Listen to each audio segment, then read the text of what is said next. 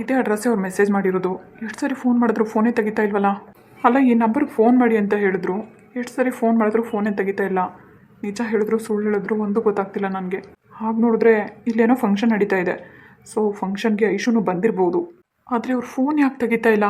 Busy ಈ ಥರ ಹೇಗೆ ಒಳಗೆ ಹೋಗೋದು? ಯಾವುದಕ್ಕೂ ಫೋನ್ ತೆಗಿಯೋವರೆಗೂ ನಾನು ಒಳಗೆ ಹೋಗಬಾರ್ದು. ಯಾಕಂದರೆ ಆ ಹುಡುಗಿ ಬೇರೆ ಹೇಳಿಬಿಟ್ಟಿದ್ದಾರೆ ನಾನು ಫೋನ್ ಮಾಡಿರೋ ವಿಷಯ ಗೊತ್ತಾಗಬಾರ್ದು ಅಂತ. ಸೊ ಹೇಗಾದರೂ ಮಾಡಿ ಐಶುನ ಇಲ್ಲಿಗೆ ಬರೋ ರೀತಿ ಮಾಡ್ಕೋಬೇಕು. ಬ್ಯುಸಿ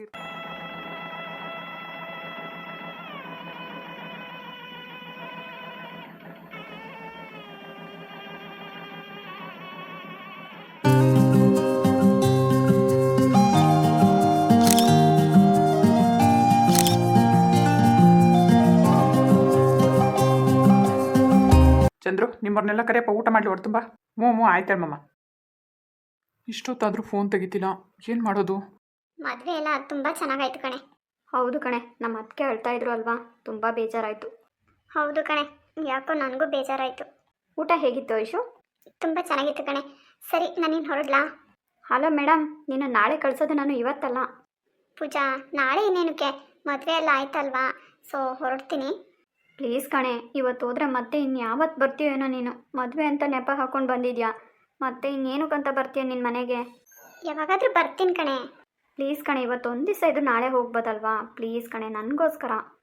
ಸಾರಿ ಕಣೆ ಪೂಜಾ, ಮನೇಲಿ ಬೇರೆ ಇವತ್ತು ಒಂದಿನ ಅಂತ ಹೇಳಿ ಬಂದಿದ್ದೀನಿ, ಇಲ್ಲಾಂದರೆ ಅಪ್ಪ ರೇಗಾಡ್ತಾರೆ ಕಣೆ. ನನಗೆ ನಿಜವಾಗ್ಲೂ ಬೇಜಾರಾಗ್ತಿದೆ ಕಣೆ, ನೀನು ಹೋಗ್ತೀನಿ ಅಂತ ಹೇಳ್ತಿದ್ರೆ. ನೀನೇನಾದರೂ ಅನ್ಕೋ, ನಾನಂತೂ ಕಳಿಸಲ್ಲ ನಿನಗೆ. ಅದು ಅಲ್ಲದೆ ಇವತ್ತು ರಾತ್ರಿಗೆ ಹೆಣ್ಣು ಗಂಡು ಕೂರಿಸ್ತಾರೆ ಕಣೆ, ಸೊ ಚೆನ್ನಾಗಿರುತ್ತೆ. ಪ್ಲೀಸ್ ಕಣೆ ಐಶು, ನನಗೋಸ್ಕರ ಇವತ್ತು ಒಂದು ದಿವಸ ಇರು ಪ್ಲೀಸ್. ನಾನೇ ಬಿಟ್ಟು ಬರ್ತೀನಿ ನಾಳೆ. ಇಲ್ಲಿದ್ದು ಏನು ಮಾಡೋದು ಅನ್ನಿಸ್ತಿದೆ ನನಗೆ. ಮದುವೆ ಮನೆ ಅಂದಮೇಲೆ ನನ್ನ ಜೊತೆ ಖುಷಿಯಾಗಿರ್ಬೋದಲ್ವ ನೀನು? ಅಂತೂ ಇಂತೂ ನಾನು ಹೋಗೋಕ್ಕೆ ಬಿಡಲ್ಲ ಅಲ್ವಾ ನೀನು? ಸರಿ, ಒಂದೆರಡು ನಿಮಿಷ ಇರು, ಬರ್ತೀನಿ. ಸ್ವಲ್ಪ ಹೊತ್ತು ರೆಸ್ಟ್ ಮಾಡ್ತೀನಿ ಕಣೆ. ಅಯ್ಯೋ, ಅದನ್ನು ಕೇಳಬೇಕಾ ಐಶು? ಮಲ್ಕೋ, ಆರಾಮಾಗಿ ಬರ್ತೀನಿ. ಸರಿ.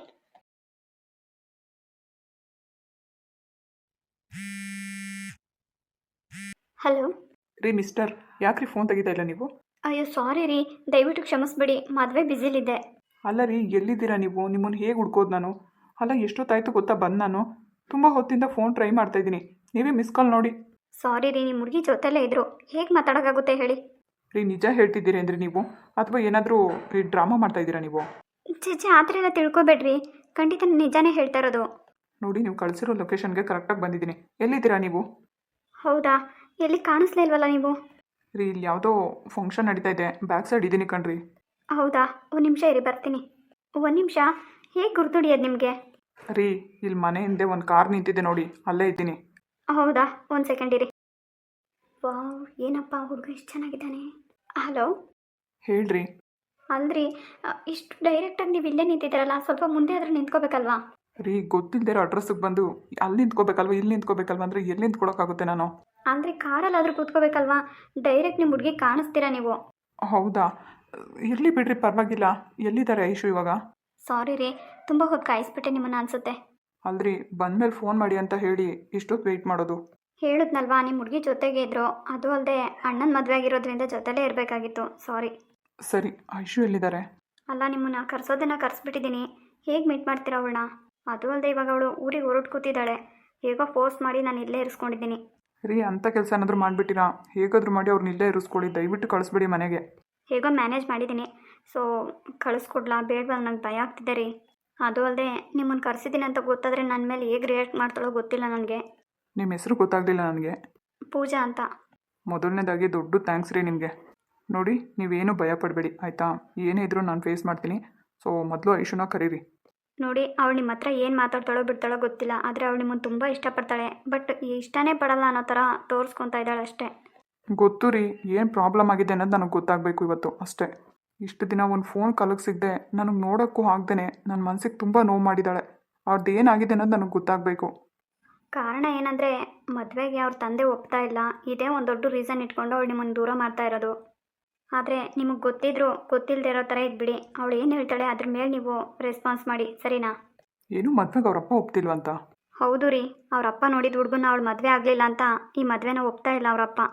ಸೊ ಅದಕ್ಕೆ ಅವಳು ನಿಮ್ಮನ್ನು ದೂರ ಮಾಡ್ತಾ ಇರೋದು. ಇದಕ್ಕೆಲ್ಲ ಮೇನ್ ಕಾರಣ ಬಂದು ಅವರ ಅಪ್ಪನೇ. ಅವಳೆಲ್ಲ ವಿಚಾರನ ನನ್ನ ಹತ್ರ ಶೇರ್ ಮಾಡ್ಕೊಂಡಿದ್ದಾಳೆ. ಬಟ್ ಅವಳು ನಿಮ್ಮನ್ನು ತುಂಬ ಇಷ್ಟಪಡ್ತಾಳೆ ರೀ, ನನ್ನ ಹತ್ರ ತುಂಬ ಹೇಳ್ಕೊಂಡಿದ್ದಾಳೆ.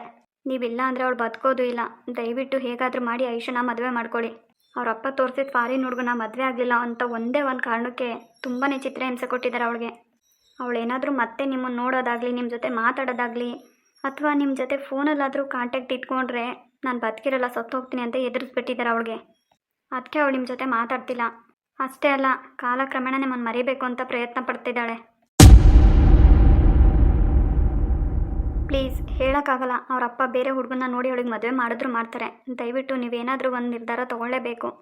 ಈ ವಿಷಯ ನಿಮ್ಮ ಅಣ್ಣಂಗೂ ಕೂಡ ಗೊತ್ತಾಗಬಾರ್ದು ಅಂತ ಹೆದರಿಸಿದ್ದಾರೆ. ಅದಕ್ಕಾಗಿ ಅವ್ರ ಅಣ್ಣಂಗೂ ಕೂಡ ಈ ವಿಷಯ ಗೊತ್ತಿಲ್ಲ ರೀ. ಇದನ್ನೆಲ್ಲ ನಾನು ನಿಮ್ಮ ಹತ್ರ ಹೇಳಿದ್ದೀನಿ ಅಂತ ಯಾವುದೇ ಕಾರಣಕ್ಕೂ ಅವಳಿಗೆ ಗೊತ್ತಾಗೋದು ಬೇಡ. ಬಟ್ ಇದ್ರ ಮೇಲೆ ನೀವೇನು ಮಾಡ್ತೀರಾ ನೋಡಿ. ನೀವು ಹೇಳ್ತಾ ಇರೋದೆಲ್ಲ ನಿಜನೇನ್ರಿ? ಅಲ್ಲ ರೀ, ನಾನು ಯಾಕ್ರಿ ಸುಳ್ಳು ಹೇಳಿ? ಐಶು ಎಷ್ಟೊಂದೆಲ್ಲ ಮನಸ್ಸಲ್ಲಿ ನೋವಿಟ್ಕೊಂಡು ಏನೂ ನಡೆದೇ ಇಲ್ಲ ಅನ್ನೋ ಥರ ಇದ್ದಾಳೆ.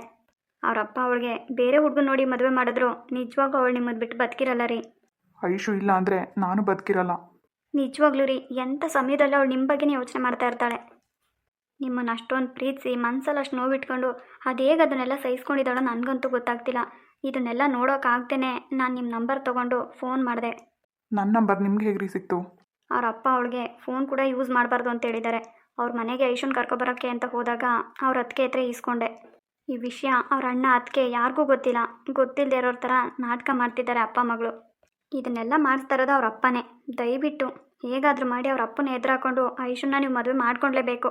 ಇರೋ ವಿಷಯ ಎಲ್ಲ ನಾನು ಹೇಳಿದ್ದೀನಿ ರೀ. ಇದ್ರ ಮೇಲೆ ಯಾವ ನಿರ್ಧಾರ ತೊಗೊಳ್ತೀರೋ ಅದು ನಿಮಗೆ ಬಿಟ್ಟಿದ್ದು. ಸೊ ನಾನು ಇವಾಗ ಹೋಗಿ ಐಶುನ ಕರ್ಕೊಂಬರ್ತೀನಿ. ಸೊ ಮಾತಾಡಿ. ಅಪ್ಪ ಸೂರ್ಯ, ಊಟ ಗೀಟ ಮಾಡ್ಕೊಂಡು ನಿಧಾನಕ್ಕೆ ಅದೇ ಅಂಥದ್ದು ಫೋಟೋ ಗೀಟ ಎಲ್ಲ ತೆಗೆಸ್ಕೊಳ್ರಪ್ಪ. ಸರಿ ಅಮ್ಮ, ಆಯಿತು. ಅಲ್ರಿ, ಯಾಕ್ರಿ ಹೇಳ್ತಾ ಇದ್ದಿದ್ದು? ಯಾಕ್ರಿ ಅಳು ಹಾಗೂ ಇಲ್ವಾ? ಹತ್ರ ಕಣ್ಣೀರು ವೇಸ್ಟ್ ಆಗುತ್ತಲ್ವಾ? ಅದಕ್ಕೆ ಅಂತ ಅಳು ಬಂದರೆ ಸಹಿಸ್ಕೊಂಡಿರ್ಬೇಕಾ? ಅಲ್ಲ, ಇವಾಗಷ್ಟೇ ಹೇಳ್ತೀರಾ ಅಥವಾ ಯಾವಾಗಲೂ ಹಿಂಗೆ ಹೇಳ್ತೀರೇನ್ರಿ ನೀವು? ಇಲ್ಲಿವರೆಗೂ ತುಂಬ ಹತ್ಬಿಟ್ಟಿದ್ದೀನಿ ರೀ. ಆದರೆ ಇನ್ನು ಮುಂದೆ ಮಾತ್ರ ನಾನು ಯಾವತ್ತೂ ಅಳಲ್ಲ. ಯಾಕ್ರಿ? ಯಾಕೆಂದರೆ ನಾನು ಇಷ್ಟಪಟ್ಟವ್ರು ನನ್ನ ಜೊತೆ ಇದ್ದಾರಲ್ವಾ, ಅದಕ್ಕೆ. ಏನೋ ಅಪ್ಪ, ಏನೋ ಕೇಳಿದ್ರೆ ಏನೋ ಹೇಳ್ತೀರಾ. ನಿಜ ರೀ. ಅಕಸ್ಮಾತ್ ಹತ್ರ ನಾನು ಜವಾಬ್ದಾರಿ ಅಲ್ಲ. ಅದೇಗಾಗ್ಬಿಡುತ್ತೆ. ಹತ್ರ ನೀವೇ ಜವಾಬ್ದಾರಿ ಆಗಿರ್ತೀರಾ. ಏನ್ರಿ ಈ ಥರ ಹೆದರಿಸ್ತಾ ಇದ್ದೀರಾ ನೀವು ನನಗೆ? ಆಮೇಲೆ ನಮ್ಮ ಅಮ್ಮನ ಎದುರಿಗೆ ಏನಾದರೂ ಈ ಥರ ಹೇಳ್ಬಿಟ್ಟಿರಾ? ಹೇಳಿದ್ರೆ ಆಮೇಲೆ ನಮ್ಮಮ್ಮ ಅದನ್ನೇ ನಿಜ ಅಂತ ತಿಳ್ಕೊಂಡು ನನಗೆ ಕ್ಲಾಸ್ ತೊಗೊತಾರಷ್ಟೇ. ಹೌದಾ? ಹ್ಞೂ ರೀ, ನಿಜವಾಗ್ಲೂ. ಹೋಗಲಿ ಬಿಡ್ರಿ. ಒಂದು ವೇಳೆ ನಾನು ಅಳೋದಕ್ಕೆ ನೀವೇ ಕಾರಣ ಆಗಿದ್ರು ನಾನು ಯಾರ ಹತ್ರನೂ ಹೇಳ್ಕೊಳಲ್ಲ. ಹೋಗ್ಲಿ ಬಿಡ್ರಿ, ನಾನು ಸುಮ್ಮನೆ ಹೇಳಿದೆ. ನೀವ್ಯಾಕೆ ಅದನ್ನು ಸೀರಿಯಸ್ ಆಗಿ ತೊಗೊತೀರಾ? ಸೀರಿಯಸ್ ಅಲ್ಲ ಹೇಳಿದ್ದು. ಇನ್ನು ಮುಂದೆ ನಾನು ನಗೋದಕ್ಕೂ ಕಾರಣ ನೀವೇ ಆಗಿರ್ತೀರಾ, ನಾನು ಅಳೋದಕ್ಕೂ ಕಾರಣ ನೀವೇ ಆಗಿರ್ತೀರಾ ಅಲ್ವಾ? ಏನೋ ಅಪ್ಪ, ನನಗಂತೂ ಒಂದು ಅರ್ಥ ಆಗ್ತಿಲ್ಲ. ಆಮೇಲೆ ಏನು ಗೊತ್ತಾ, ನಿಮ್ಗೆ ಏನು ಬೇಕು ಏನು ಬೇಡ ಏನೇ ಆಗಿರ್ಬೋದು, ಬಟ್ ಸಂಕೋಚ ಇಲ್ಲದೆ ಕೇಳಿ. ಆದರೆ ನೀವು ಮಾತ್ರ ನಗ್ತಾ ನಗ್ತಾ ಇರಬೇಕು, ಯಾವತ್ತೂ ಕಣ್ಣೀರಾಗಬಾರ್ದು, ಸರಿನಾ? ಯಾಕೆ ಹೀಗೆ ಹೇಳ್ತಾ ಇದ್ದೀರಾ? ನಮ್ಮಮ್ಮ ಮೊದಲೇ ಹೇಳಿದ್ದಾರೆ ರೀ, ನಿಮ್ಮನ್ನು ಚೆನ್ನಾಗಿ ನೋಡ್ಕೋಬೇಕು ಅಂತ. ಯಾಕ್ರಿ ಯಾವಾಗ ನೋಡಿದ್ರು ಅತ್ತೆ ಮೇಲೆ ಹೇಳ್ತೀರಾ? ನಿಮ್ಮ ಮನ್ಸಲ್ಲಿಲ್ವಾ ನಾನು ಚೆನ್ನಾಗಿರ್ಬೇಕು ಅಂತ? ನೀವು ಚೆನ್ನಾಗಿರ್ಬೇಕು ಅಂತ ನನ್ನ ಮನ್ಸಿಗೆ ಅನ್ಸಿದ್ರೆ ನೀವು ಮಹಾರಾಣಿ ಥರ ಇರ್ತೀರಾ. ಹಾಗಂತ ಭಯ ಪಡಬೇಡಿ, ಈಗಲೂ ನಿಮ್ಮನ್ನು ಹಾಗೆ ನೋಡ್ಕೊತೀನಿ, ಸರಿನಾ? ನಾನು ಆ ದಿನಕ್ಕೋಸ್ಕರನೇ ಕಾಯ್ತಿದ್ದೀನಿ ರೀ. ನಾನು ಚೆನ್ನಾಗಿರಬೇಕು ಅಂತ ನಿಮ್ಮ ಮನಸ್ಸಿಂದ ಬರಬೇಕು. ನಾನು ನಿಮ್ಮನ್ನೇ ನಂಬ್ಕೊಂಡು ಬಂದಿದ್ದೀನಿ. ನೋಡಿ ಕಲ್ಯಾಣಿಯವರೇ, ಪದೇ ಪದೇ ಅದನ್ನೇ ಹೇಳಬೇಡಿ. ಇಲ್ಲಿ ನಿಮ್ಗೇನಕ್ಕೂ ಕಡಿಮೆ ಇಲ್ಲ. ಎಲ್ಲರೂ ನಿಮ್ಮನ್ನು ಚೆನ್ನಾಗಿ ನೋಡ್ಕೊತಾರೆ, ಸರಿನಾ? ನೀವು ಹಾಯಾಗಿ ಆರಾಮಾಗಿರ್ಬೋದು. ಈ ಮನೇಲಿ ನಿಮ್ಗೆ ಯಾರು ಏನೂ ಕೇಳೋರಿಲ್ಲ. ಎಕ್ಸ್ಪೆಷಲಿ ನಮ್ಮಮ್ಮ ಮಗಳಿಗಿಂತ ನಿಮ್ಮನ್ನು ಹೆಚ್ಚಾಗಿ ನೋಡ್ಕೋತಾರೆ. ಇದಕ್ಕಿಂತ ಇನ್ನೇನು ಖುಷಿ ಬೇಕು ನಿಮಗೆ? ಸರಿ ಬನ್ನಿ, ಹೊಟ್ಟೆ ಇಸ್ಕೊಂಡಿರ್ತೀರಾ, ಊಟ ಮಾಡಿ. ಎಲ್ಲೋಗಿದ್ದೆ ನೀನು? ಎಷ್ಟು ಕಾಯ್ದು ನಿನಗೆ? ಸಾರಿ ಐಶು, ಅಣ್ಣ ಅದಕ್ಕೇನು ಮಾತಾಡ್ಸ್ಕೊಬರಕ್ಕೆ ಹೋಗಿದ್ದೆ. ನನಗೂ ಕರೆದಿದ್ರೆ ನಾನು ಬರ್ತಾ ಇರಲಿಲ್ವಾ? ಫೋಟೋಸ್ ಎಲ್ಲ ತೆಗೆಸ್ಕೊಂಡ್ರಾ? ಇನ್ನೂ ಇಲ್ಲ, ಇವಾಗ ಊಟಕ್ಕೆ ಹೋಗಿದ್ದಾರೆ. ಸೊ ಊಟ ಆದಮೇಲೆ ಸ್ವಲ್ಪ ಫೋಟೋಸ್ ಎಲ್ಲ ತೆಗಿತಾರೆ. ಹೌದಾ? ನಮ್ಮಿಬ್ರದ್ದು ಸ್ವಲ್ಪ ಸಪ್ರೇಟಾಗಿ ಫೋಟೋ ತೆಗೆಸ್ಕೊಳ್ಳೋಣ ಕಣೆ, ಒಂದೆರಡು. ಸರಿ ಐಶು, ಆಯಿತು. ಪೂಜಾ, ಯಾಕೊಂಥರ ಇದೆಯಾ? ಅಯ್ಯೋ, ಹೇಗಪ್ಪ ಇವಳನ್ನ ಕರ್ಕೊಂಡು ಹೋಗೋದು? ಪೂಜಾ, ನಾನು ನಿನಗೆ ಕೇಳ್ತಾ ಇರೋದು, ಏನಾಯಿತು? ಅದು ಐಶು, ನಾನು ನಿನಗೇನು ಹೇಳಬೇಕು. ನನ್ನ ಹತ್ರ ಹೇಳೋದಕ್ಕೆ ಇಷ್ಟೊಂದು ಭಯನ? ಏನು ಹೇಳು? ಏನಿಲ್ಲ ಕಣೆ, ಸ್ವಲ್ಪ ನಿನ್ನ ಹತ್ರ ಪರ್ಸ್ನಲಾಗಿ ಮಾತಾಡಬೇಕಾಗಿತ್ತು. ಬಾ ಹೋಗೋಣ. ಪರ್ಸ್ನಲಾಗಿ ಮಾತಾಡ್ಬೇಕಾ? ಏನು ಹೇಳು ಪೂಜಾ? ಅದು ಇಲ್ಲೆಲ್ಲ ಮಾತಾಡೋಕ್ಕಾಗಲ್ಲ. ಸೊ ಬಾ, ಸ್ವಲ್ಪ ಹೊರಗಡೆ ಹೋಗೋಣ. ಅಲ್ಲ ಕಣೆ ಪೂಜಾ, ಇಲ್ಲಿ ಪರ್ಸ್ನಲಾಗಿ ಮಾತಾಡೋಂಥ ವಿಷಯ ಏನಿದೆ? ಯಾಕೆ ಹೀಗಾಡ್ತಾ ಇದೆಯಾ ನೀನು? ಪ್ಲೀಸ್ ಐಶು, ದಯವಿಟ್ಟು ಕೋಪ ಮಾಡ್ಕೋಬೇಡ. ಅದು ನಾನು ಹೇಗೆ ಹೇಳಬೇಕು ನಿನಗೆ ಗೊತ್ತಾಗ್ತಾ ಇಲ್ಲ. ಸೊ ಪ್ಲೀಸ್ ಒಂದೆರಡು ನಿಮಿಷ ಬರ್ತೀಯಾ ನನ್ನ ಜೊತೆ? ಹಾಂ, ಸರಿ ನಡಿ. ಪೂಜಾ, ಏನು ಮಾಡಕ್ಕೆ ಹೊರಟಿದ್ಯಾ ನೀನು? ಸಾರಿ ಕಣೆ ಐಶು, ದಯವಿಟ್ಟು ನನಗೇನು ಗೊತ್ತಿಲ್ಲ. ಇದರಲ್ಲಿ ನಂದೇನು ತಪ್ಪಿಲ್ಲ ಕಣೆ. ನೋಡು, ಇದಕ್ಕೆ ನಾನು ನಿನ್ನ ಕರ್ಕೊಂಬಂದಿದ್ದಿಲ್ಲಿಗೆ. ನಾನು ಹೊರಡಬೇಕು. ಐಶು, ಪ್ಲೀಸ್ ಕಣೆ ಐಶು, ಏನೇ ಇದ್ರು ನನ್ನ ಜೊತೆ ಆಮೇಲೆ ಮಾತಾಡಿವಂತೆ. ಮೊದಲು ಅವ್ರ ಹತ್ರ ಮಾತಾಡ್ಕೊಂಡು ಬಾ, ಸರಿನಾ? ನೋಡು ಪೂಜಾ, ಇವ್ರು ಯಾರೋ ನನಗೆ ಗೊತ್ತಿಲ್ಲ. ಸುಮ್ಮನೆ ನಾನು ಟೈಮ್ ವೇಸ್ಟ್ ಮಾಡಬೇಡ, ನಾನು ಹೊರಡ್ತೀನಿ. ಪೂಜಾ ಅವರೇ, ನೀವು ಹೊರಡಿ. ಪ್ಲೀಸ್ ಐಶು, ನಿಂತ್ಕೊ, ಹೋಗಬೇಡ.